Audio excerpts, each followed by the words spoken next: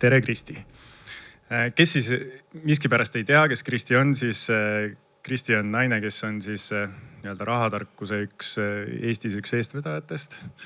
MTÜ Naisinvestorite klubi asutaja, sotsiaalmeedia kõneisik võib isegi öelda. Et igasugu tiitleid, aga ennekõike ka investeerimishuviline ise. Aga teab ka hästi palju seda tausta siis, kuidas raha liigub ja kuhu raha läheb. Aga soojenduseks ma tahaks küsida, et mis oli sinu viimane endasse või enda heaolusse investeering, mis sa tunned, et oli hea otsus, et ma ostsin selle asja või teenuse? Ma asju ostan vähe, aga ma tulin just reisimast, et ma olin nädala alguses Brüsselis ja siis enne ära tulekut ma ostsin mingi mõttetult kalli hinnaga ühe selle vafli ja oli väga hea, täiega nautisin. Nii et kaalus üle ikkagi selle hinna järelikult? Ja head asjad on hinda väärt ja vaata, seda vaflit kindlasti kui ma otsiks saaks Eestis ka, aga see, et see seal kuskil Brüsseli vanalinnas seda sööd, vaata, see on see mälestus, see on see päris mälestus, jah. Saan täitsa aru. Aga olgu, soojendus tehtud. Räägime palgast, sest kõigil kindlasti näpud sügelevad. 2026 on selline aasta, kus on hästi palju räägitud sellest, et nüüd peaks hakkama palka avalikustama rohkem ja on tulnud sellised Euroopa Liidult siis direktiivid, mis siis tähendab seda, et tegelikult näiteks töökuulutustes ja mujal peaks olema vähemalt siis palgavahemik, nagu ma aru saan. Et äkki sa oskad nagu seda tausta avada, et mida täpsemalt seal teadma peaks või mis lihtsustatud kujul see üldse tähendab? Ja see palga avalikustamine, ta nüüd optimistlik oleks, et nüüd igal kuulutusel see palgavahemik tekib, aga see direktiiv tegelikult rakendub ju teatud piirist ettevõtetesse ja Eestis enamik ettevõtteid on meil pigem ikkagi väikeettevõtted. Aga eks ta turgu ikkagi mõjutab sellepärast, et kui suured oma palgavahemikud välja toovad, siis kõik teised hakkavad ikkagi vaatama, et mis on selle või teise või kolmanda ettevõtte kuulutustes sees. Ja eks tal on tegelikult väga palju positiivseid mõjusid, alustades sellest, et ettevõtted ise peavad vaatama sügavale enda sisemusse, et meil on mingid ametid, millel võiks olla mingi palgavahemik, et mida me eeldame, et mingis rollis inimene päriselt teeb. Et see võiks tõsta tegelikkuses värbamise kvaliteeti, et sa ei saa värbamisel enam öelda, et mis on palgavahemik. No sõltub, et kelle me leiame. No ei sõltu, tegelikult ikkagi on roll ja rollil on mingi sisu, eks ju. Teiseks, see on ikkagi põhjus, miks selle direktiivi taga on ka see, et palgasüsteemides tihti on väga sügaval sees erinevad diskrimineerivad elemendid. Kõige selgemalt ka Eestis meie palgalõhe siiski ei uju kuskile suunda väga palju. Aga palgalõhe Eestis on ju ka rahvusbaasil tegelikult väga tugev, eks ju. Ehk siis just tööjõuturul nõrgemas positsioonis olevatele isikutele on selline avalikustamine väga oluline. Sellepärast, et nad teavad, et mis on see, mida päriselt saab küsida. Et kuna Eestis palgast rääkimine ikkagi senimaani on suhteliselt selline tabu teema olnud, siis ma arvan, et selle direktiivi rakendamisega ja kui nüüd suvel siis hakkavad need esimesed kuulutused tulema ja juba praegu tegelikult paljud ettevõtted on ju neid kuulutusi hakanud tegema, siis nii mitmedki inimesed üllatuvad, et kuskil on mõni töökuulutus tema ametinimetusega, kus see palganumber on hoopis midagi muud kui see, mida tema tegelikult saab. Aga sina näed, et see on positiivne samm? Absoluutselt. Töötajad on alati palgavestluses nõrgem pool, rohkem informatsiooni aitab neid ja praegu me raiskame nii palju aega, see on täiesti üüratu. Inimesed jagavad mulle, kuna ma seal sotsiaalmeedias olen ja ma nendest palgateemasest väga räägin, inimesed jagavad oma kogemusi. Sa teed mingi 5 kandideerimisvooru ja siis sa tead, et see palk on 1700 eurot. Miks me sellist jama teeme? Inimesed kirjutavad personaliosakonda, et kas vähemalt palgavahemik, et kas mul on üldse mõtet kandideerida. Siis tuleb vastus, ju te siis ei ole päriselt sellest ametist huvitatud, kui te ainult raha kohta küsite. Ma arvan, et ma ei oskaks seda kokku arvutada, aga see tuhandete tundide hulk, et sul inimesed kandideerivad mitmed voorud ja siis sa lõpuks viimasele ütled, et see on palk ja siis see inimene mingid nalja teete, et elu sees ei tuleks sellise palga eest. Et ma arvan, et ta võiks oluliselt efektiivistada sellist värbamisprotsessi, ta võiks teha seda kiiremaks ja ta mingitel ametitel kindlasti ka raputaks paika seda, et need inimesed kandideerivad oleks õigemad. Sest et kui palganumber on siiski väljas, siis ka kandidaadil, eriti kui me räägime ka kõrgema palgataseme töökohtadest, siis kandidaadil on ka oluliselt selgem ettekujutus, mida talt nõutakse. Et kui sul on mingi selline üldine ametinimetus, näiteks noh, ma ei tea, turundusspetsialist ja kui see palgakuulutus on, kas see palk on 2000 eurot, 3000 eurot või 4000 eurot, siis noh, on väga selge arusaam, et mida selle raha eest tegelikult sinu käest tahetakse. Aga miks me Eestis ikkagi oleme kartnud seda palga avaldamist? No vot, see on huvitav küsimus. Eks seal, noh, kuna ma ise olen selle rahatarkuse poole pealt, siis raha on üldse väga emotsionaalne teema, eks ju, et sa ühelt poolt, kui raha on, ei tahaks nagu uhkustada, eks ju, ja teistele ei meeldi ja kui raha ei ole, siis noh, kaua sa ikka nagu kurdad ja noh, ühesõnaga see raha on räpane teema ja noh, kõike muud. Aga konkreetselt palgast rääkimine. Eestis on tööandjad olnud ikkagi väga repressiivsed selle koha pealt, et nagu ärme arva, et see on mingi tühja koha pealt tulnud. Minule iga natuks ajaga kirjutab mõni inimene, kellel on töölepingus sees lause, et kui ta avalikustab oma palga, ta saab trahvi. Ma olen näinud lepingut, kus inimestel on kirjas, et kui sa avalikustad oma selle palganumbri kellelegi, siis sa saad kuupalga ulatuses rahalist trahvi.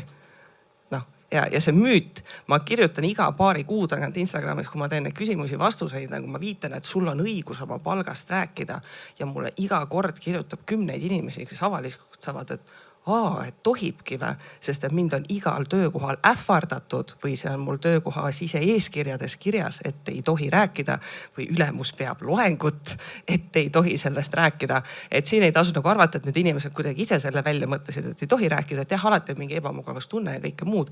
Aga Eestis ikkagi väga-väga aktiivselt siiamaani inimesi hirmutatakse, et sa saad karistada või et sind lastakse lahti, kui sa julged kellegagi oma palgast rääkida. Aga seaduslikku alust sellel vist... No ei ole, aga vaata, tead, väga hea on öelda igasugustel asjadel, et seaduslikku alust ei ole. Sellepärast, et kui sul on seda töökohta vaja, mida sa teed, eks ju, sa ei mõtle, et aga mul on õigus, aga mul on vaja järgmine kodulaenu makset maksta, eks ju, eriti kui sa oled sellises väiksemas kohas, väiksemas ettevõttes, et noh, ma loodan, et siin publikus on ikkagi, noh, kui te olete juba personalitöötajad, siis te olete juba teatud suurusega ettevõttes, eks ju. Et noh, eriti kui me väike ettevõtteid räägime, siis noh, seal ei ole ei personali osakorda ega seda personali inimest, eks ju. Et noh, siis käivadki asjad võib-olla teistmoodi, aga see on väga-väga paljude inimeste kogemus ja see, et sa julgustad inimesi ka palgast rääkima.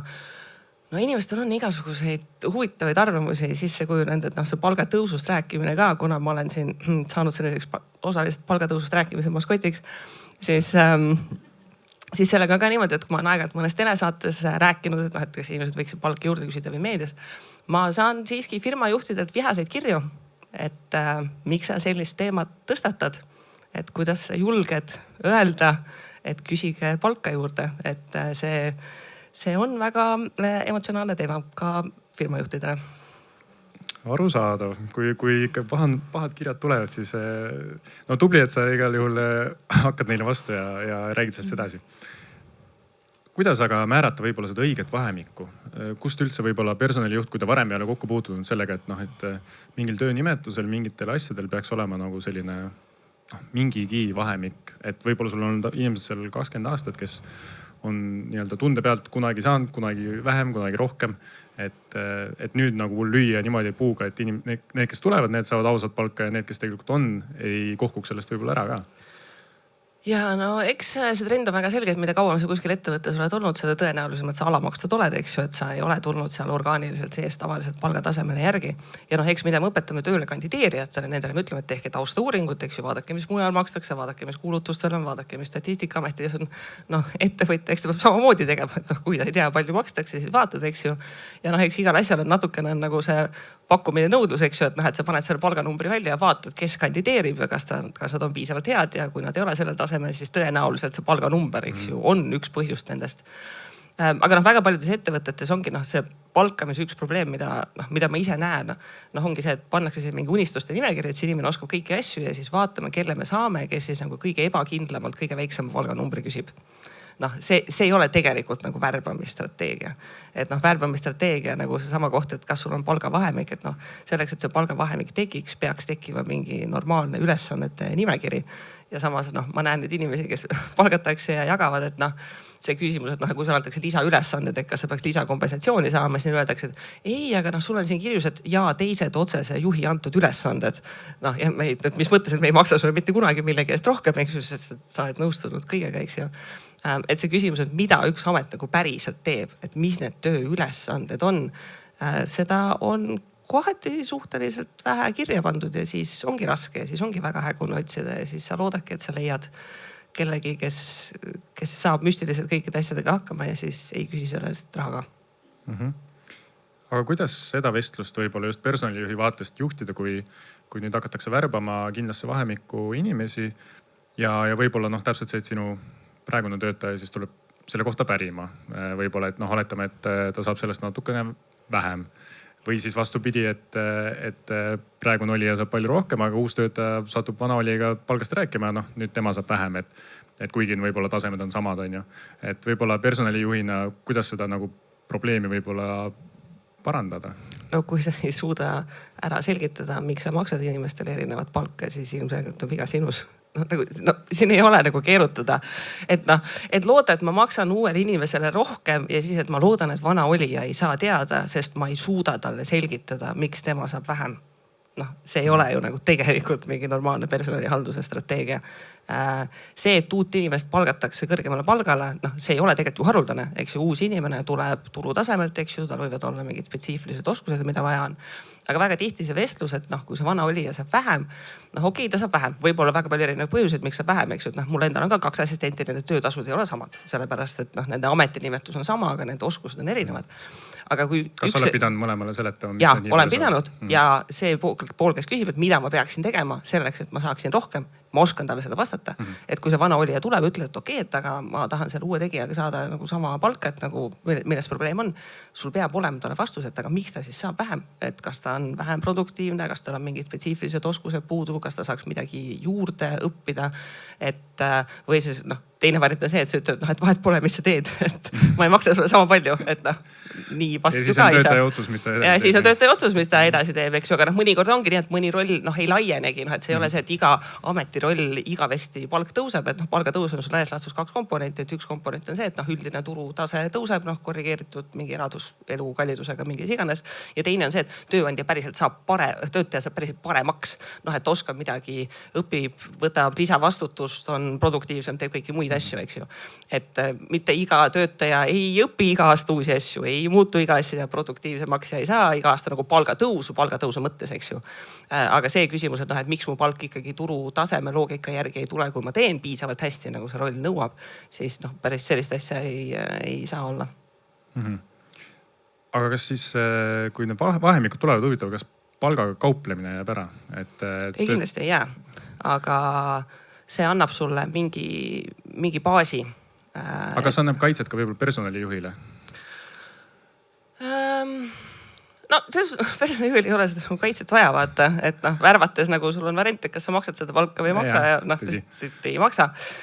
Aga ta annab ka sellise arusaama, et kui sa ikkagi paned selle mingisuguse ülempiiri sinna ette, siis ka töötajal või kandidaadil on see vaade, et mul peab ikka mingi väga hea argument olema, miks ma sellest ülempiirist tahaksin rohkem küsida. Või ka see vahemiku puhul, et ma arvan, et me oleme kõik neid palgavahemikuga kuulutusi näinud, kus see vahemik on 1000 kuni 3500. Sellise vahemikuga ei ole midagi pihta hakata, eks ju. Kui see vahemik tuleb, et alad on 2300 kuni 2700, eks ju, siis sul on ettekujutus, et see on ikkagi suht paika loksunud roll ja sa saad sellest sisust suhteliselt täpselt aru ja sa saad ka loogiliselt tuletada, et mis need asjad on, mis seda mõjutavad, et ma saaksin sinna ülemisse otsa küsida. Nii et ma arvan, et vahemikud teevad selle argumenteerimise ja arutlemise lihtsamaks. Aga eks nad toovad natukene lauale ka sellist uut mõõdet, et Eestis meil üldse kogu see palga läbirääkimine ongi tihti väga palgapõhine ja meil on väga vähe sektoreid, kus me vaatame sellist kogu kompensatsiooni, mis igasuguseid muid boonuseid sisaldab, mis tegelikult on ju ka kõik osa sellest tööandja mõttes palgafondist, mis ta siin juba kulutab. Aga siis ongi see, et kui need palgavahemikud on paika loksunud, siis kõik see muu, mis seal kõrval on, võib saada hoopis olulisemaks vestlusteemaks. Aga kas sa arvad, et kui inimene siis läheb vestlusele, räägivad palgast, on määratud alam ja nii-öelda ülempiir sellele kohale, kuhu ta kandideerib, et kas töötajad ikkagi tunnevad ennast võib-olla halvasti, kui neile pakutakse seda alammäära just? Või seal peab ka olema see põhjendus personalijuhil olemas, et miks praegu on nii ja me võib-olla, et kuidas tulevikus saab võib-olla parandada seda? Nojah, sellepärast, et kui sa inimest värbada, ma loen aeg-ajalt huviga töökuulutusi, see on väga mõnev lugemine. Et kui sa paned töökuulutuse, inimene tuleb ja ta vastab kõikide töökuulutuse punktidele ja siis sa pakud talle alammäära. Sa pead suutma seda selgitada, miks. et noh, et ütleb, me otsime sellist inimest, sa vastad kõikidele nendele tingimustele, aga me maksame sulle alammäära. Taaskord nagu kui sa võid seda pakkuda talle, aga sa pead ära selgitama. Aga teiseks on ka see sama küsimus, et okei, et ma alustan alammääralt ja väga tihti ikkagi palk tõuseb näiteks pärast katseaja läbimist. Et siis ka see aru saame, et aga mida ma pean tegema selleks, et ma saaksin siis edasi liikuda. Väga tihti ongi see, et sul mingisugune oskus, mingisugune kogemus oma eelnevas karjääris on puudu ja seda on väga selge inimesele öelda, et okei, et sa peadki õppima ära kas selle programmi või sa pead seda tegema mingite mõõdikute järgi. Ja siin taaskord nagu me kohe näeme seda võib-olla kohati sellist juhtimiskultuuri kvaliteeti, mis paistab välja. Et kui sa selleks, et inimesele öelda, et sa pead midagi ära tegema, sa pead olema seda võimeline mõõtma ja jälgima. Ja sellised mõõtmis- ja jälgimissüsteemid on kohati hõredad. Selge. No kui see jutt natukene kokku võtta, siis personalijuhi võib-olla vaatevinklist või üldse personali inimese, siis tal peaks, mina kommunikatsiooni-inimesena ma mõtleks ka, et tegelikult siis peaks olema ette vastused teada juba kui mingitele küsimustele, sest need arvatavasti tulevad. Ja kui sa ei ole ette valmistunud või sul ei ole sinna vastuseid, siis järelikult ongi midagi valesti. Jah, sest seesama palga küsimus, et head palka ei ole kellelgi häbi kuulutusse panna. Eks ju? Tavaliselt keerutatakse siis, kui see palganumber on nagu küsitav ja kui see, mida tahetakse, ta ei ole nagu väga täpselt tasakaalus. Aga see tasakaal ei ole nagu fikseeritud punkt, et täpselt selliste oskustega inimene saab täpselt sellist palka, eks ju, et seal on alati mingisugust nagu läbirääkimisküsimust ja alati tööandja vaates ka sõltub, eks ju, et mis oskused ametis on olulisemad, mis oskused on tiimis olemas, eks ju.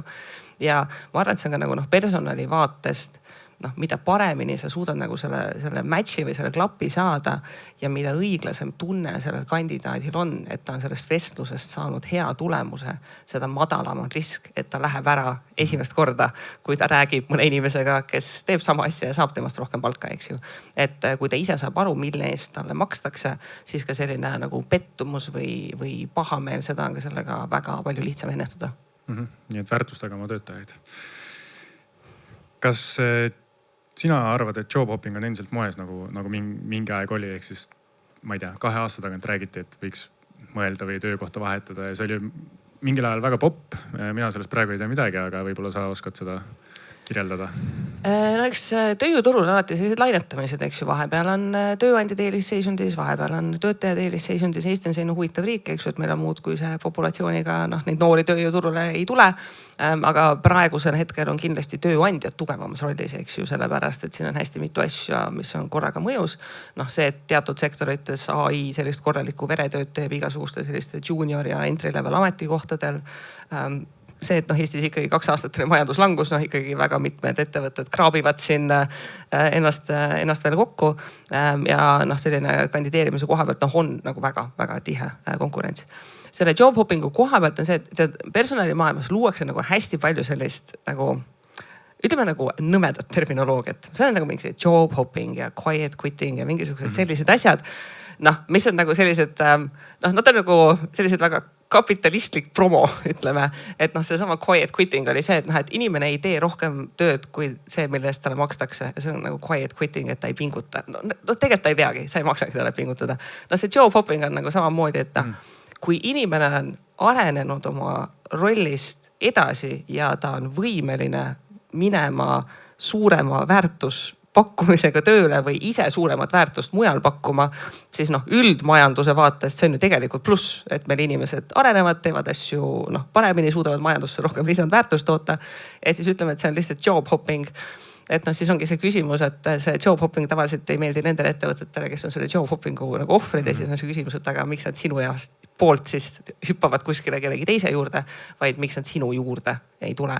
Et see 2 aastat, eriti kui inimene on karjääri alguses, see on mega pikk aeg.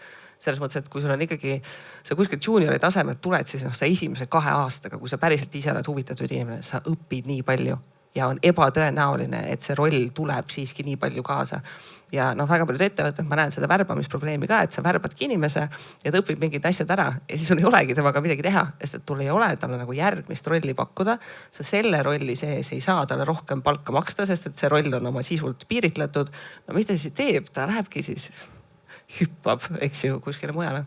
Nii et ei tasu ennast tegelikult halvasti tunda, kui inimene niimoodi edasi liigub, sest see nagu just kui sina oled ka piiratud siis keskkond tema jaoks, et Ja, ta ei tee seda meelega, et õpib sinu juures ära ja läks minema. Et see on ka muidugi selline hästi huvitav see foon, et see, et keegi justkui ei taha töötajaid koolitada, sest nad lähevad teiste juurde ära. Aga siin on nagu natukene ringloogika, et aga ise tahaks nagu kõiki väga hästi koolitatud töötajaid. Et paratamatult mingisugune selline liikumine on ja üldplaanis ka, kas me kujutame ette sellist nagu ettevõtluskeskkonda, kus samad inimesed ongi ühes ettevõttes ja siis nad lihtsalt ongi seal ja siis nad kõik omavahel arutavad nagu samu mõtteid ja neil ei olegi kuskilt väljaspoolt kogemusi. Et üldiselt ikkagi töökollektiivides, kui keegi tuleb kuskilt mujalt, sul tuleb värskeid mõtteid, värskeid kogemusi, värskeid ideid, mis võiks ettevõtte tervikule tegelikult positiivselt mõjuda, kui neid inimesi suudetakse hästi rakendada.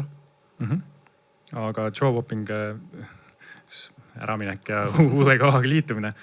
Palga pärast, kas see on ka nagu, et mingi aeg suruti seda lihtsalt kogu aeg, et see palk on nagu põhiline, miks üldse hoppida, mitte võib-olla see, et oskused on omandatud ja töö sai otsa? Laias laastus, kui vahetad tööd, töö peab sulle andma kahte asja, ta annab sulle selle palga ja ta annab sulle mingisuguse enesearengu. Kui te kumbagi ei anna, siis sa lähed. Aga ei tasu illusioone tekitada, et palk on siiski primaarne ja ma arvan, et seda ei saa inimestele pahaks panna, et nad ei ole heatahtlikult nõus madalama palga eest töötama. Ainult palga pärast, inimesed reeglina ei lähe 5% palgatõusu pärast. Seepärast, et ta lihtsalt nagu, ta ei ole lihtsalt korralduslikult optimaalne see, et sa vahetad töökohta, kõik see protsess, vahepeal mingi palgapaus, mis igas, 5% pärast keegi ei lähe. Et minnakse ikkagi suuremate palgahüpete pärast reeglina. Ehk siis, kui sa mõtled inimese nagu terve tema karjääri peale, et kas ta nüüd peaks siis jätma selle palgatõusu vastu võtmata, sellepärast, et see kogu tema ülejäänud 30-40 aastat karjääri, tema sissetulek on selle võrra suurem.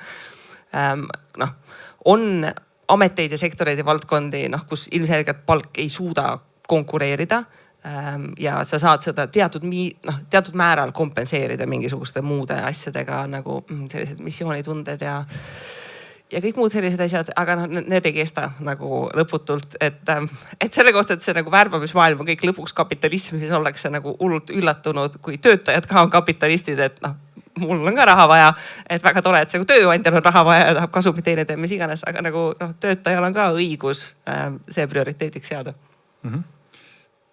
Aga punased lipud äkki personalitöö igapäevastes tegevustes ja sõnades, et millised on äkki need laused töövestlusel, mida sa kindlasti oled võib-olla kuulnud ka oma jälgijatelt, et mis panevad targa kandidaadi kohe nagu use poole vaatama, et kas on mingid sellised, võib-olla sa juba nimetasid missioonitundest, teeme siin asju ja oleme üks suur pere, jah, klassikaline. Aga et kas on veel mingid sellised asju, mida inimesed sulle ütlevad, et see on nagu risk, mida võib-olla siinsed olijad saaks ära kasutada, et nad võib-olla pahaaimamatult nagu teevad neid trikke? Ütleme, esimene asi on see, et ma loodan, et siin publikus olijad on pigem positiivsed näited. Mina saan ikkagi neid näiteid, et ma ei tea, mitu aastat tagasi see naistelt laste kohta küsimine ära keelati. Läbivalt massiivselt küsitakse. Et juba see, et kui mul on mõningad inimesed kirjutavad, et nad käisid töövestlusel ja nad on hullult nagu meeldivalt üllatunud, et neilt ei küsitud ühtki ebaseaduslikku küsimust. Nagu mingi täiesti nagu red flag, keegi ei küsinudki, palju mul lapsi on ja kas tahan neid veel saada. Aga väga tihti nagu intervjuude koha pealt, suurettevõtetes ikkagi üldiselt on mingi mõistlik protsess, et sul on mingi personaliinimene või sul on mingisugune juht, kes on seal kaasatud, eks ju, sul on mingisugused loogilised küsimused, mida te teete ja miks inimene saab üldiselt aru, et miks te laua taga istute. Mina kuulen igasuguseid selliseid humoorikamaid näiteid, kus inimesed ikkagi on intervjuu laua taga ja siis see ülemus on teisel pool lauda, ütleb, et räägi siis, et miks sa siin oled? Miks sa siia tahad tulla? Et ma ütleks, et suurettevõtetes üldiselt see vestluse kvaliteet on hea. Aga ma pean ütlema, et need näited, et kuidas kandidaatidega käitutakse, on ka ettevõtetes tulnud, mis on meil igasuguseid tiitleid saanud, et on peresõbralikud ja top ettevõtted ja mis iganes. Ja siis ikkagi laua taga küsitakse mingisuguseid selliseid veidi kummastavaid asju. Et ma arvan, et läbivalt see arusaam, et töövestlusel me inimese eraelu ei arutle, ei ole Eestis jõudnud tegelikult kohale. Päriselt ka tegelikult ei ole. Nüüd aga nagu ameti koha pealt, nende punaste lippudega vestlusel, kui sa küsid mõistlikke asju, ta võiks olla suht mõistlik. Aga vestluste puhul kõige suurem probleem tavaliselt on see, et pärast vestlust ulub tuul. Noh, et inimene käib vestlusele ära, talle pärast vestlust tal ei anta indikatsiooni, et üldse millal võiks vastust oodata. Et noh, on arusaadav see, kui on palju kandidaate, see võtab aega, mis iganes. Aga see, et noh, lihtsalt öeldakse ukse peal tšau, eks ju, ja siis istu kodus ja oota, et kas keegi suvatseb sulle kirjutada. Ja noh, näiteks, et pärast vestlust see, et noh, vastus tuleb 3 nädala jooksul, noh, see ei ole nagu reaalne tegelikkuses. Aga see, et kui see vastus ka tuleb, et noh, mis kujul see vastus tuleb, eks ju, et noh, enamasti ei anta tagasisidet ja ei anta tagasisidet ka tegelikult suhteliselt lõppfaasi jõudnud inimestele, mis noh, tegelikult taaskord on nagu, kui inimene on pühendanud nii palju aega, et ta on sinu juures mitu vooru läbi käinud. Ja siis sa ei anna talle mitte mingit tagasisidet peale selle, et aitäh, et kandideerisid, et see inimene jääb sinu suhtes tegelikult negatiivselt meelestatuks. Ja noh, ma arvan, et praegu üks nagu sellistest trendidest, mida ma näen, mis ilmselt ikkagi tuleb ka selgeks vaielda, on kõik, mis on seotud proovitöödega. Sest et noh, seal ikkagi tehakse noh, ikka täiesti uhuud. Et noh, et inimesed, et esiteks, et kui paljudele inimestele proovitöö antakse, et noh, kui sa oled sellises voorus, kus sul on veel 10+ inimest, noh, see ei ole mõistlik sellel hetkel proovitööd anda. Aga ka see proovitööde maht, et mingitel nagu täiesti nagu noh, tavalistel kontoritöödel sul antakse nagu mingi proovitöö maht, mis on tundides, noh, mis ei ole ka tegelikult nagu väga mõistlik. Et mul veidi aega tagasi selle kohta küsiti ühte kommentaari ka ja siis ma pakkusin välja sellise idee, et noh, et kui inimene päriselt proovitööd teeb, et siis ettevõte võiks talle selle aja eest kasvõi näiteks miinimumpalka maksta. Ja ma usun, et maagiliselt väga palju proovitööd kaoksid kandideerimise protsessist ära, kui sa inimesele peaksid isegi seda miinimumtunnipalka selle eest maksma. Et ma arvan, et see kõige suurem punane lipp ongi see, kui kandidaadil on tunne, et tema aega raisatakse. Noh, et ta tuleb, ta pingutab, talt ei küsita relevantseid asju, ta peab tegema ebamõistlikult nagu suure panuse enda poolt ja siis talle lõpuks ei anta tagasisidet ka. Et noh, see jätab läbivalt selle tunde, et sind kandidaadina tegelikult ikkagi lihtsalt ei austata. Küsin vahele seda, et kui on see proovitöö tehtud ja võib-olla said oma ilusa tagasiside ja kuigi valituks ei osutunud, siis on juhtumeid, kus siis see proovitöö läheb käiku. Ja. Et näiteks noh, ma tean turundusvaldkonnas tihtipeale proovitööks palutakse ka aastastrateegiaid või mingeid loovasju, mis on ka väga ebamõistlik selles suhtes mahu poolest. Aga just see, et kui see töö pärast käiku läheb, siis kuidas sa kaitsta saad ennast sellest? Aga Eestis tegelikult puudubki sellel selline juriidiline formaat ja ma arvan, et see tekibki tõenäoliselt siis, kui keegi esimene vihastab ja kaevab ettevõtte kohtusse loomavarguse pärast. Ma pakun, et sealt võiks see pretsedent tulla. Mina ise kandidaatile väga tungivalt soovitan proovitöid mitte teha. Et nagu, ja ma tean väga paljust inimest, kes põhimõtteliselt nagu ei kandideeri sellistele töökohtadele, kus need aega niimoodi raisatakse. Teatud valdkondades ma soovitan, et kompenseeri sellega, et kui tahetakse proovitööd, et sul on enda mingisugune portfoolio, mida sa esitad, et sa ei raiska aega sellega, et sa hakkad kirjutama mingi 10 leheküljelist täiesti mõttetut dokumenti. Sest no see küsimus on see, et mida sa proovitööga tegelikult tööandjana testid? Noh, see on see küsimus ja ma olen seda ka tööandjatelt küsinud, noh, et kui sa lased teha proovitöö, et nagu mida sa sellest järeldad? Ja taaskord see vastus on veidike hägune, et nagu miks me seda proovitööd tahame. Et taaskord selle proovitööl peaks olema mingisugune mõõdetav tulemus, et kuidas, kui me paneme need 3 kandidaadi proovitööd kõrvuti, et kuidas me saame aru, et see üks proovitöö on parem kui teine.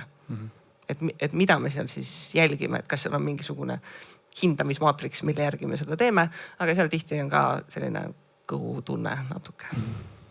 Ja kindlasti on ka tegelikult valdkondi, kus see toimib. Noh, ma kujutan ette, et arendusvaldkond ja nii edasi, et seal saab võib-olla koodi järgi nagu... No koodi järgi on see, et sa ikkagi lähed vaatad kellegi nagu GitHubi üle ja mis seal on, eks ju.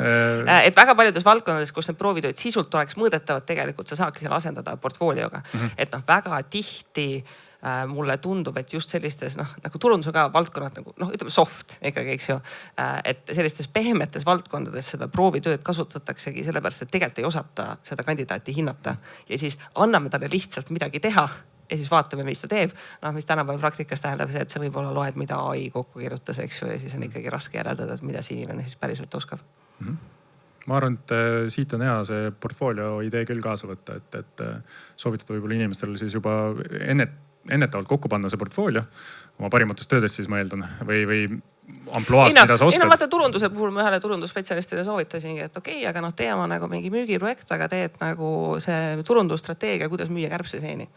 Fiktiivne. Nagu, täiesti fiktiivne, sa ei saa seda nagu võtta edasi või ma ei tea, teedki nagu selle Airbnb reklaami, see Hansu ja Grete, see mis iganes see nõia, see majake seal metsas, eks ju.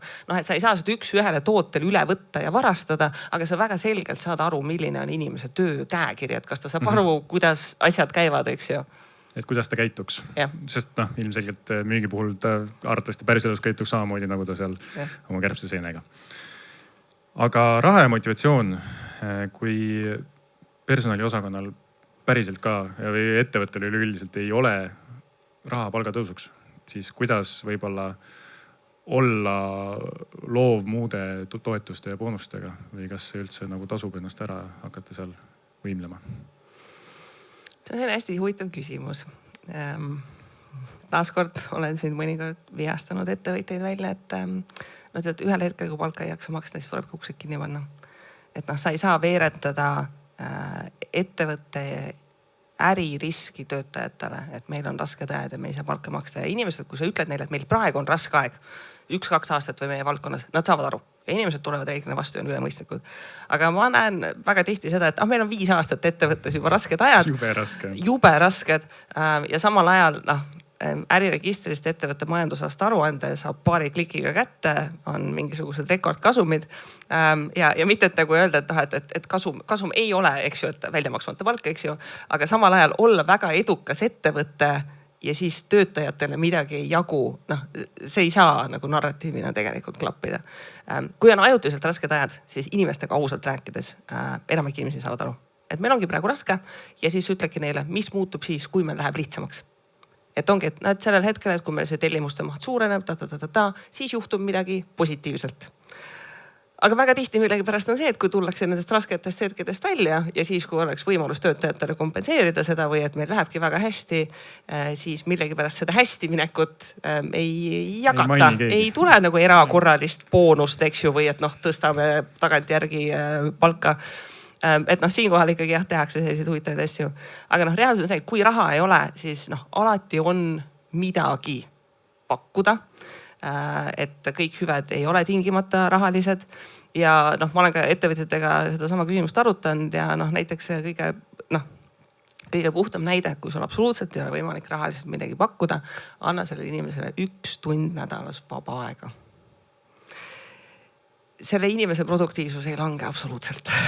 Ta teeb kõik selle sama töö ära ja see 1 tund vaba aega, mille üle ta ise saab otsustada, see ei ole sulle tegelikult rahaline kulu, aga see on inimese jaoks selline boonus, et ta saab kuskil midagi ise otsustada, midagi vabadust.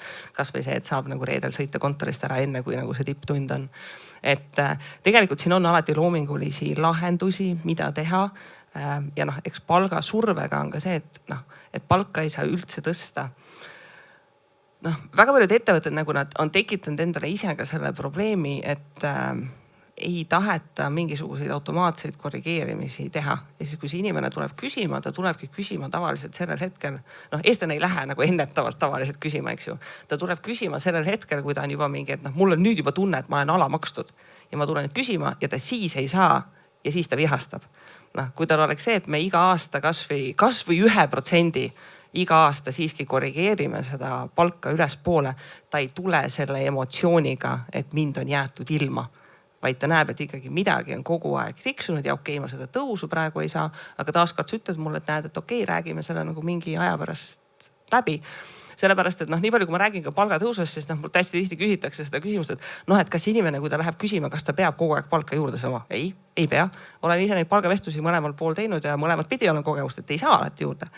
Aga sa pead suutma öelda, et millal me järgmine kord räägime ja mis peab olema selleks juhtunud. Et okei, sa ütled, et ei saa praegu palka juurde, olukord on selline, situatsioon on selline, su oskused, tasemed, mis iganes ei ole selles punktis. Aga kui me 6 kuu pärast räägime selleks, et sa siis saaksid oma jahi, mis peab olema selleks muutunud, mis sa pead olema teinud. Ja taaskord, kui olukord on see, et vahet pole, mis sa teed, ma ei saa sulle rohkem maksta, siis tulebki panustada selle peale, et kui see inimene läheb kuskile ära, siis sa suudad turult leida kellegi, kes on nõus seda tegema väiksema kompensatsiooniga. Aga mis see palga ma ei teagi, kas küsimise või tõstmise nagu sihuke samm võiks olla ajaliselt, et kui tavaliselt räägitakse, kas me räägime aastast, et siis on võib-olla lihtne vaadata, kuidas majandus ja inflatsioon ja kõik muu on, et noh, võib-olla sellega kaasas käia või mille järgi üldse seda nagu paika panna? No mulle tegelikult siiski väga meeldivad need süsteemid, kus on mingi iga-aastane automaatne korrigeerimine.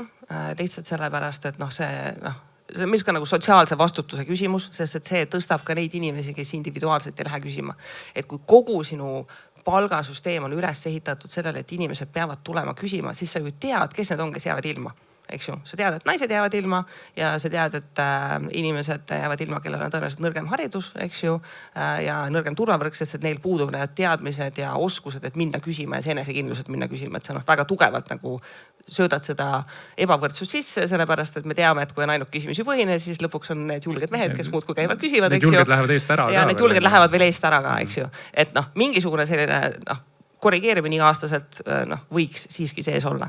Sealt edasi ka see palgad tõusu koht, et päriselt inimese palk tõuseb. Karjääri alguses seda võib juhtuda tihedamini lihtsalt sellepärast, et kui sa alustad mingi väga sellise juunior alustava positsiooni pealt, sa arenedki kiiresti. Sul tulebki väga ruttu oskuseid juurde.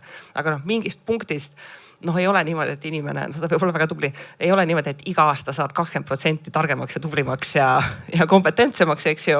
Aga ütleme selline 3 aasta piir on ikkagi see, et kui 3 aastat mitte midagi pole palgas muutunud, et siis on ikkagi nagu küsimus, et kas see inimene on hästi rakendatud või kas teda juhitakse nii, et ta maksimaalselt midagi teeb või kas tõesti inimesel endal on mingisugune motivatsioonilangus, et ei ole tahtnud midagi õppida või midagi teha. Et selline, ma arvan, et kui 3 aastat inimese palk ei ole nagu niimoodi päriselt märgatavalt muutunud, siis peaks nagu tekkima küsimus, et miks see inimene seal paigal seisab. Võib-olla ta mõnikord ongi otsustanud, et ma võtan vabalt, ma olengi jõudnud siia, kus ma tahan ja nii ongi, eks ju.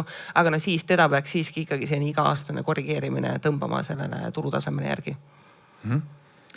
Aga mis on need boonused, mis ei ole palk, mida võib-olla vestlustel personalijuhid peaks rõhutama või välja tooma siis, et mis tõesti on nagu sellised boonused, mida võib-olla töötaja igapäevaselt ei tunne, aga tegelikult tal on sellest nagu tõesti kasu ja mis võib-olla leevendab seda, et ta peaks midagi oma palgast tegema.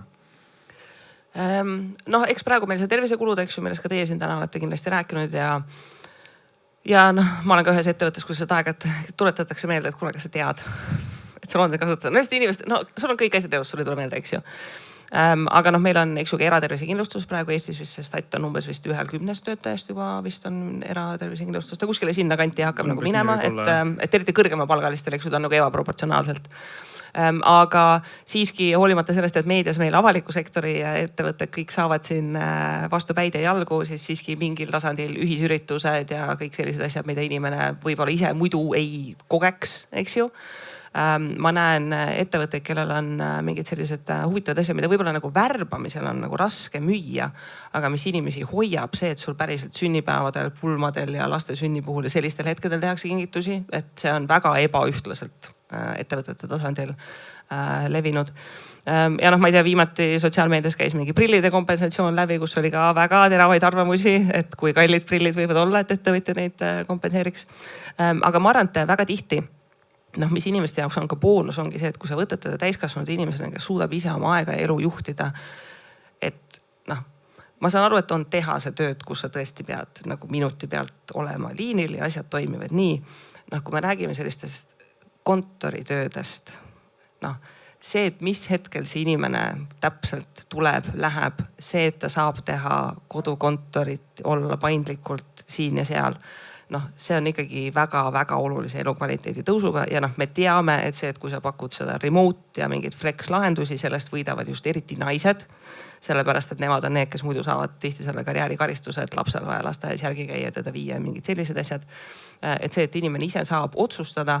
Ja ma olen ka mõndasid ettevõtteid näinud, kus just, et see töötajate enda otsustamine, et ongi see, et sa teed ühisüritusi, aga las töötajad ise otsustavad, et mida nad tahavad teha, eks ju. Ja eks väga tihti ma näen ka seda, et töötajate ootus et mida tööandja neile pakub ka sellise täiendkoolituse ja hariduse ja kõige selle suhtes on ikkagi oluliselt tõusnud. Sest et suur osa tööst, mida mina ka teen, on see, et ma käin ettevõtetes rahatarkuse koolitusi andmas. Sellepärast, et tööandjad on ka tihti aru saanud sellest, et sul ikkagi on kasulik, kui su töötaja on natuke rahatark ja võib-olla veidi vähem neid kohtutäiturid, kes kirjutavad siis, kui sa tööle tuled, eks ju. Aga ka see, et inimestel on ka tänapäeva elu on niivõrd keeruline ja inimestel on lihtsalt, neil on niivõrd palju igal tasandil stressi, et seesama mingisugune rahatarkus, vaimne tervis, füüsiline tervis, kõik nagu selle valdkonna, laste kasvatamine, mingid selle valdkonna toetavad koolitused ja see, et saadakse aru, et sa oled inimene, aga võib-olla nagu väljaspool seda töörolli, keda tasub toetada, sest et siis sa oled tööl ka produktiivsem. Et ma arvan, et see aeg, kus see, et meil kontoris on nagu pingsilaud ja need ei ole nagu enam need. Kas enam tasub töökuulutuse panna, et tasuta kohvi ja puuviljad? Ma arvan, et need töökohad, kus seda oodatakse seda niikuinii. Et ma arvan, et ei ole mõtet seda panna, et ma ei usu, et see kedagi veenab. Ma arvan, et kohv kontoris... Et see ei mõjuta inimeste kandideerimisel, ütleme. Ma ei usu, et ta mõjutab kandideerimisel. Ja, et ütleme, et sul võiks olla midagi paremat sinna kuulutusse panna kui kohv kontoris. See on jällegi, et sul järelikult ei ole vastuseid sellele küsimusele.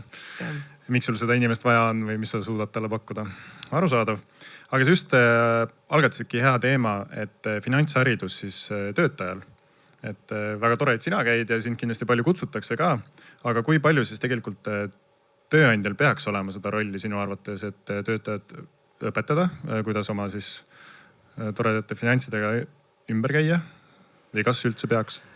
Seal on mitu asja. Üks asi on see, et muidugi nagu inimlikult meil oleks Eestis kõikidel parem, kui inimesed oleksid rahatargemad. Aga tööandjate puhul on ka praktiline mure, et eraisiku rahaasjade haldus läheb ajas ühe keerulisemaks. Ja see töötaja küsib neid küsimusi tihti muidu näiteks raamatupidajalt või personali inimeselt. Et mul on võimalus teha avaldus, et kas teise sambasse maksta 2 või 4 või 6%, mis ma peaksin tegema. See raamatupidaja või personali inimene, tal ei ole kompetentsi ja tal ei peagi olema kompetentsi ega julgust, et sellele vastata. See sama koht, et nüüd on tulumaksuvaba miinimum, eks ju, tuleb ühtselt, eks ju, aga enne oli see, et mis numbri ma siia peaksin kirjutama, et kust see loogika tuleb, eks ju, sa pead selle inimese selgeks õpetama, mis see tulumaksuvaba miinimum on, eks ju. Et selliseid praktilisi küsimusi, millega tööandja muidu saab pihta, et tema raamatupidaja näiteks peab sellele vastama, eks ju, et talle muutub mingisugune maksumäär, siis ta tuleb, et aga miks mu see palganumber on teistsugune ja siis sa peadki talle õpetama, et maksumäär muutus ja toimus see siin ja seal, eks ju. Aga eks seal on ka praktiline probleem, eriti nagu madalama palgatasemega ametikohtadel on see, et sa ikkagi näed, et kõik see kohtutäiturite asjade, mis iganes trell, mis seal käib, on nagu meeletu. Aga ka kõrgema palgataseme puhul inimesed ei ole kaitstud ületarbimisest. Aga see sama koht, et kui sa tahad, et su töötaja saaks aru, et kuidas ettevõte toimib ja tema väärtuspakkumine ja kõik sellised asjad. Selle baasiks on see, et ta üldse saaks aru, mis asi on raha ja kuidas raharinglus toimib ja mis käib, eks ju.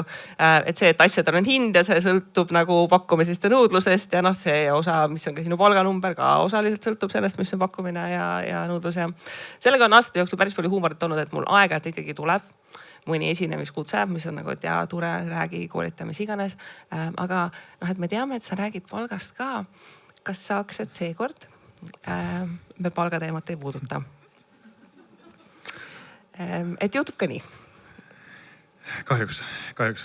Aga kuidas just selliseid, natuke tuleme hüvede juurde tagasi, et kuidas võib-olla inimestele selgeks teha seda, et need hüved, mis sul on päriselt kasutamiseks ja nagu sa juba tõid meelde välja, et sinul tuletatakse meelde vahepeal näiteks. Et töötajad saavad omavahel nii-öelda kogukonnana seda üksteist aidata. Et kuidas seda täpselt see, et palju pensionisambasse panna või et sul on stebisugune lahendus või üldse eratervisekindlustused, kuule, miks sa ootad järjekorras on ju. Et kuidas need inimestele võib-olla selgeks teha, et nad aru saaks, et see on päris raha, mida nad võib-olla muidu maksaks oma taskust, aga see on see, mis ongi tööandja tahtnud, et sa kulutaks. Eks tööandja on väga hea, et sa kõik ei kuluta ära, eks ju. Aga vaata, sellega ongi see, et väga paljud inimesed, kui nad vahetavad töökohta, nad tihti maanduvadki esimest korda näiteks ettevõttesse, kus on sellised hüved olemas. Ja kui inimesel ei ole seda kogemust seda kasutada, siis ta ei tulegi selle peale, kui see tulete meelde, et kõik kommunikatsioonis teavad, et kui mitu korda sa pead ühte ideed kordama, et see juhtuks ennast seesama, et kasutama see kompensatsioon ära või lähe sinna. See on seesama koht, et kui inimene, ka täiskasvanud inimesed, kellega mina kohtun, et kui sa ei saa aru, mis asi on netopalk, brutopalk ja palgafond, sa ei saa ka aru, et see asi, mida sulle pakutakse, et see hüve on mingi rahaline väärtus, mis keegi on selle kinni maksnud, maksab kinni või see muidu võiks osa sinu palgafondist olla või muidu seal keegi maksaks millegi asja eest erisoodustust või mitte. Et eks ta ongi ka nagu hea märk sellest nagu hariduse küsimus, et inimesed saaksid sellest aru, inimesed kasutaksid. Mul aeg-ajalt ka inimesed nagu üllatavad sellega, et puhkusepäevad, eks ju, et puhkusepäevad meil ühel hetkel aeguvad ära. Et inimesed ka ei võta neid välja, mingi, et oih, mul nagu aegusid, ma mingi, sa saad aru, et sa reaalselt nagu kinkisid eurosid oma tööandjale, et palun. Aga see ongi selline üldise teadlikkuse koht ja ma arvan, et inimesed või ka personaliinimesed on see, et kuna personaliinimesed ise on seda töölepingu seadust väga palju elus lugenud ja kõikide asjadega kursis ja teil on kõik see väga lihtne. Tavainimene suurema tõenäosusega ei ole mitte kunagi töölepingu seadust lugenud. Oma töölepingute tõenäoliselt luges sellel korral, kui ta sellele alla kirjutas ja siis ta luges ka seda diagonaalis. Kõik muud dokumentatsioonid, nii ja naa, eks ju. Et seal on ikkagi võimalus olla hea tööandja sellega, et võtta see vastutus, et näiteks see personaliinimene tuletabki korra kvartalis meelde, et kuulet, nagu meil ongi see stebi, saad sinna minna ja paludki, et keegi kirjutab, et kuule, ma käisin seal spordiklubis või ma käisin seal massaažis, et anda sellist nagu inspiratsiooni, eks ju. Või siis seesama koht, et aeg-ajalt tuletada meelde, et kuule, et näed, et meil ongi siin nagu mingi lisapuhkusepäevi, mis iganes, eks ju, et kui sa ei tea, kust vaadata, eks ju, et palju sul neid puhkusepäevi on, et logi sinna kuskile siseveebi sisse. Et tänapäeval eriti selliste automatiseeritud meeldetuletuste tegemine on piisavalt lihtne ja ühel hetkel inimesed õpivad siiski ära. Aga siiski iga uue inimesega tähendab see uut korrutamist. Jah, aga ühel hetkel, kui see inimene läheb kolmandasse ettevõttesse, kui see sama nagu boonus on olemas, siis ta juba teab. Loodetavasti on kõikides ettevõttes varsti sellised boonused, et inimesed teavad. Ja ongi see boonuste puhul on ka see, et näiteks lihtsalt hea näide selle rahatarkusega lihtsalt on see, et meil on üha rohkem ettevõtteid, kes pakuvad nagu mingisugust tööandja pensioni varianti või seda, et ala sa maksad kolmandasse sambasse sissemakseid ja eks ju tööandja teeb omapoolse matchi. See on hea näide, et mind on kutsutud mõnda ettevõttesse, et me hakkame rakendama mingisugust uut boonussüsteemi või me hakkame rakendama mingisugust uut palgaarvestust, mis on mingi tulemuste põhine, mis iganes, või me hakkamegi pakkama inimestele, et kui nad panustavad kolmandasse sambasse raha, siis me osaliselt pakume selle matchi. Sul on vaja inimest koolitada ja teha talle selgeks, et mis asi see on ja siis sa saad seda hakata rakendama ja siis sa saad teda jooksvalt hakata toetama. Ma arvan, et see on päris hea idee. Aga mis on olnud sinu võib-olla siukse karjääri siis võib-olla siuke ägedaim või parim hüve, mis sa oled saanud palga kõrvale? Või mida sina siis kõige rohkem väärtustad? Mul on olnud väga palju vabadust ise oma tööaega ja graafikut sättida. Et see on tõesti väga-väga suur pluss olnud, et minu jaoks töökoht, kus ma peaksin päriselt 8 hommikul olema kontoris, olekski lihtsalt ei, vahet pole. Kui palju mulle sellest makstakse, olekski nagu ei. Lihtsalt sellepärast, et inimesed, nad toimivad nagu võib-olla sellises erinevas rütmis, kellel aju töötab rohkem hommikul ja kellel päeval ja seda, et sa saad inimesele anda selle vabaduse, et ta ise oma tööpäevas seda ka sätib, on minu meelest väga-väga suur pluss. Ja mitterahaliste hüvede koha pealt mind on väga palju minu erinevates töörollides koolitatud. Ja see on väga-väga suure väärtusega olnud, see on olnud ühelt poolt väärtusega nii sellele tööandjale, eks ju, et sul on töötaja, kes viitsib õppida ja siis neid asju rakendada, eks ju. Aga ka tööjõuturu mõttes, et kuigi kahju on, kui sa ühel hetkel lähed järgmisesse kohta, eks ju, et siis see üldine tööjõu kvaliteet ja tase võiks sellest tõusta.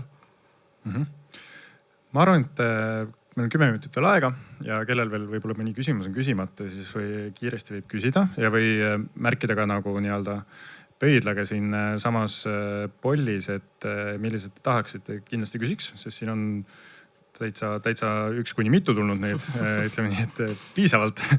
Aga alustame siis sellest, mida on siis vähemalt keegi soovitanud ka, et võib-olla sa pead nüüd korrutama ennast, aga milline on sinu meelest tööandja puhul kõige punasem lipp üldse? Tööandja puhul kõige punasem lipp? Ma teen aeg-ajalt sotsiaalmeedias seda küsitlust, et kas su tööandja on sinu peale karjunud ja see statistika alati hämmastab mind. Et see on nagu päriselt ulme, et eksisteerib töökeskkondi, kus tagasiside ja igapäevase juhtimise formaat ongi see, et ülemus karjub. päriselt. Et noh, seal on nagu mingid käitumisnormid, mida noh, mis lihtsalt noh, seda ei anna nagu päästa, seda ei anna nagu välja vabandada mitte millegagi.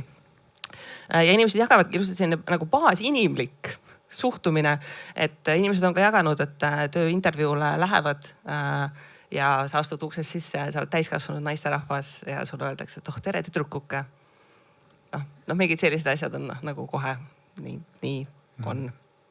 Ühiskondlikud normid kehtivad ka tööandja. Kusjuures see on hullult hästi sõnastatud, aga see on päriselt ka, et ühiskondlikud normid ja nagu mingid inimlikud viisakusnormid kehtivad ka tööandjale ja kahjuks neid tööandjaid, kes arvavad, et nad maksavad. Normid on väga erinevad inimestele. Isegi et erinevad, aga see, et nad arvavad, et kuna nad maksavad sulle raha, siis nad ei pea neid norme täitma, on ikkagi huvitav. Karm. Hea küsimus on see, et kas hüved peaks olema ka lahti löödud võib-olla numbriteks mingil hetkel, et töötajad võib-olla ei taju, et stebi, parkimiskoht, 3 tervispäeva ja nii edasi on nagu sellised väärtuspakkumised. Eestis kusjuures ma seda olen harva näinud, aga see on võib-olla rohkem Ameerika teema, et ettevõtetel on nimekiri mingisugustest nagu nendest boonustest, mida nad pakuvad ja siis on see kõikidel töötajatele täpselt samad. Ja mulle meeldib rohkem see idee, et töötaja peab ise tegema sealt valiku.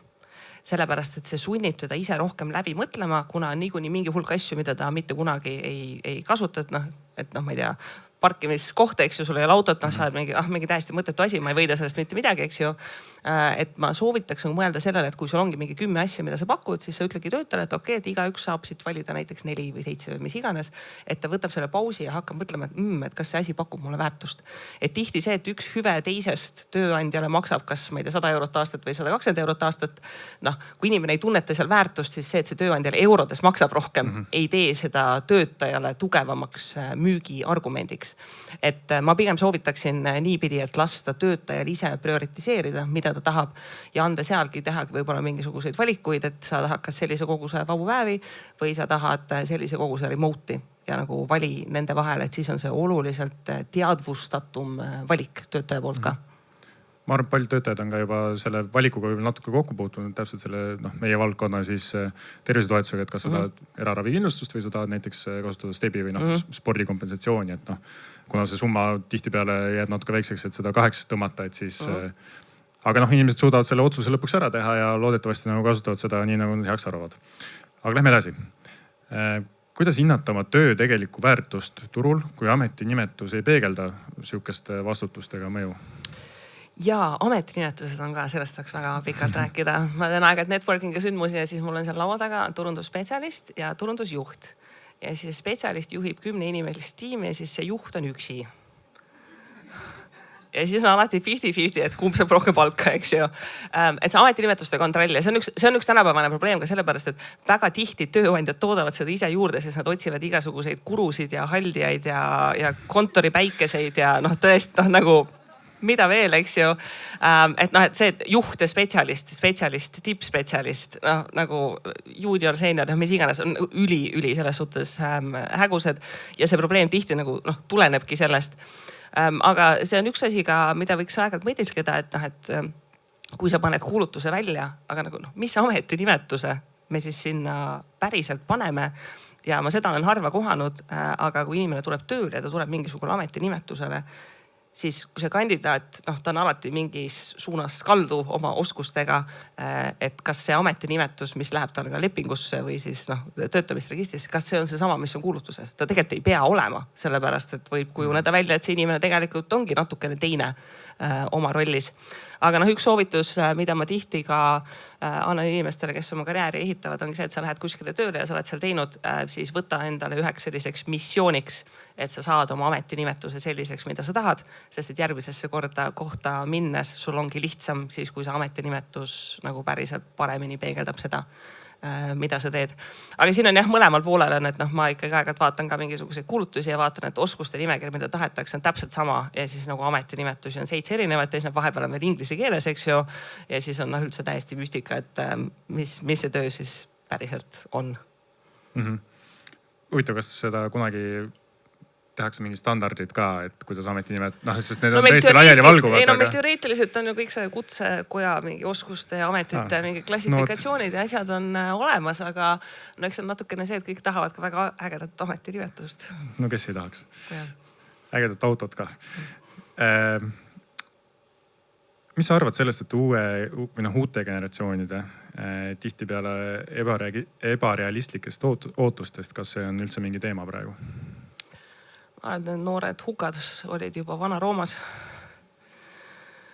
Et tead, minul tekitaks nagu väga suurt muret see, kui ühel hetkel tuleks välja artikkel, kus nad ütleksid, et noorte palgaootused on oluliselt langenud.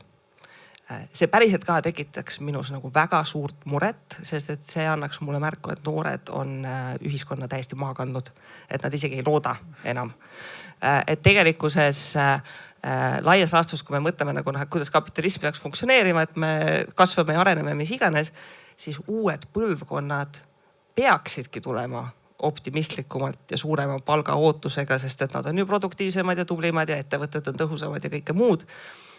See, et noored on natukene naiivsed, on selles suhtes tore. Saavad esimese töökoha, saavad targemaks, et päris nii ei ole. Aga vaata see palgastatistika, et kui inimesed, kes on 20 aastat tööl olnud, kui talt ka küsida, et mis oleks sinu ideaalne palk, ma ei usu, et see number on see, mida ta praegu saab. Et ta ilmselgelt ütleb midagi rohkem. Et kõik need küsitlused ei ole ju tehtud sellega, et mis on see palganumber, mis sa arvad, et realistlikult tööandja oleks nõus sulle maksma, kui sa praegu tööle lähed. Vaid ta küsib, et mida sa tahaksid. See number peabki olema nagu selline, et vaatad peale ja siis töötavad inimesed veits vihastaksid. Ärge kaotage seda optimismi ja mõelge suurelt. Ei selles suhtes, kui küsida võib kõike, tööandja lihtsalt ei anna. Vaatame, kas siin mingid küsimused, mis on küsitud, on tegelikult juba tänasega ära räägitud. Siin küsitakse selle tööandja pensioni kohta. Või tööandja pension oleks suurepärane lahendus laiendada kompensatsioonide paketti. Kas ja kuidas sa suhtud aga sellesse, et ka sellel laieneb sotsmaks ja kõik muu? Jaa, ma saan aru sellest argumentatsioonist, et sotsmaks, eks ju, me ei saa seda ära võtta sealt, sest et tööandja pensioni puhul ja näiteks see 3. samba matchimine ja mis iganes, me ei saa ära unustada seda, et need on boonused, mida antakse väga privilegeeritud töötajatele. Et madalapalgalisele tehase töötajale tõenäosus, et talle hakatakse mingit 3. samba matchi pakkuma, see on olematu. Et see on selline boonus, mida antakse siiski kõrgemates palgadetsiilides ja sellistes rahakamates sektorites eksisteerivatele inimestele. Ja ma ei ole kindel, et me peaksime riigi poolt seda maksusoodustust sinna suurendama. Ja ütleme, sellistel palgatasemetel, et eriti näiteks 3. samba näitel, et seal on see lagi on olemas, et palju sa saab panna. Et kui sa vaatad kõrge palgalisi rolle, et see sama kohta, et kui sa maksad talle mingid 2 või 5% mingit sellist tööandja matchi, siis see ei ole niivõrd üüratu summa võrreldes mingisuguste teiste tööandja boonustega, mis laual on. Et ma seda ei toeta, et see maksusoodustus seal suurenema peaks. Pigem see, kui me suudaks välja mingi maksusoodustuse, mis just neid madalama palgaga töökohtadel, et motiveeriks töötajaid neile seda pensionit panustama, sest et neil on seda väga-väga palju rohkem vaja. Mida sa arvad katseaja palgast? Kas see on endiselt põhjendatud? Katseaeg on üldse üks taaskord huvitav asi. Sest et ma olen aru saanud, et katseajad peaks olema nagu selline sisseelamise periood, et õpid, kuidas asjad käivad, mis iganes. Ja siis, kui ma inimestelt küsin, et kas ja kuidas neid siis toetati katseajal üldse sisseelamisel, siis tihti on see, et ma ei tea, anti laud ja arvuti ja nagu hakkame minema. Et siis on nagu veider pärast seda palka tõsta. Et kui sa lihtsalt teed kogu aeg seda sama asja, et siis on lihtsalt tunne, et alguses ei tahtnud maksta nagu seda sama palka, et äkki katseaeg ebaõnnestub. Pärast katseaega palgatõus minu meelest väga okei. Selle koha pealt, et ükskõik kui hästi sa värbad, sa saad nagu selle päris detailse pildi inimeste oskustest kätte siiski, kui nad seda tööd teevad. Ja tihti sa võid meeldivalt üllatuda, et see inimene teebki seda paremini tõhusamalt, mis iganes. Ja siis nagu pärast katseaega palka tõsta on nagu selline väga sümboolselt ja nagu töötaja lojaalsuse vaatest väga okei samm. sellised kokkulepped, et sa tuled ja teed ja sa tead ette, et pärast katseaega see palk tõuseb. Mul on nagu väga raske aru saada, et mis see loogika, et noh, mis see loogika seal on, et sa ei saa ju eeldada, et see inimene esimesed 4 kuud on nagu niivõrd palju vähem produktiivne on, et see hüpe seal on, et noh, kui ta on normaalne sisseelamisprogramm, siis kui tegemist ei ole siiski nagu ülikeerulise ametipositsiooniga, siis inimene ikkagi nagu hakkab tootma ju tegelikult suhteliselt ruttu.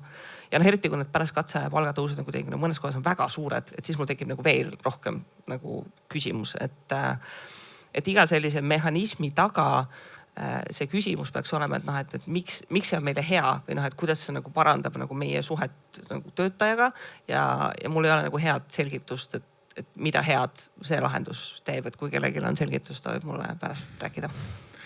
Nii, ja 2 väga lühidalt küsimust. Keegi küsis lihtsalt, et kas teed ka ingliskeelseid koolitusi, et näiteks kui ettevõtetel on ka mina räägin inglise keeles ja mind võib kutsuda ka ettevõtetesse, kus on ka rahvusvahelisi töötajaid. Et just see, et kui sul näiteks töötajad, kes on ajutuselt Eestis, et mida nad siis saavad teha, et võin ka inglise keeles vabalt rääkida. Ja kas töötajal endal on head kohta, kus kontrollida oma positsiooni nii-öelda ausat palgavahemikku? Ei. Aga mis on see siis mitte nii hea koht, aga... See ongi nagu mingi mõttetu käsitöö, nagu inimesed, kes käivad mul karjäärinõustamises, ongi nii. Võta siis see Statistikaameti palgarakendus, võta enda ametipere, võta sarnased ametipered, vaata need graafikud üle, vaata üle erinevates portaalides kuulutused, kas seal on vahemikud, vaata oma valdkonna tööandjad, vaata üle nende kodulehtede kuulutusel, kas on vahemikud. Ja kui on mingi väga esoteerilised ametikohad, siis ma ütlen lihtsalt kirjuta LinkedInis selle ameti inimestele ja küsi ja siis vaata nagu tutvusringkonnas ringi inimesed ja küsi, et noh, see on nagu selline aja raiskamine nagu kõike seda taustatööd teha. Et seetõttu ma loodangi, et need avalikud palgavahemikud teevad veidikene paremaks. Et muidugi see küsimus, et noh, et kui palju raha ma olen väärt, on selline hästi hea nagu eksistentsiaalne küsimus niikuinii. Aga jah, seda taustatööd on väga tüütu teha. Ja tegelikult kõige efektiivsem tihti kipub olema ka valdkonna personali inimestelt küsimine, sellepärast, et neil on kogemus sarnastesse rollidesse värbamisest ja neil võiks olla suhteliselt hea arusaam. Aga eks nemad tõmbavad väga tihti ka mingid kuskilt Fontese uuringutest, mis ka on oma vigadega. Nii et tee oma tööd hästi ja saad head palka ja küsi julgelt ja kõike muud. Minust küsimused otsa. Ma arvan, Kristi leiate üles kindlasti igalt poolt sotsiaalmeedias ja guugeldades, et teist samanimelist investeerimisinimest või kes üldse rahatarkust räägib, ei ole Eestis. Ja suur aitäh tulemast! Palun, aitäh!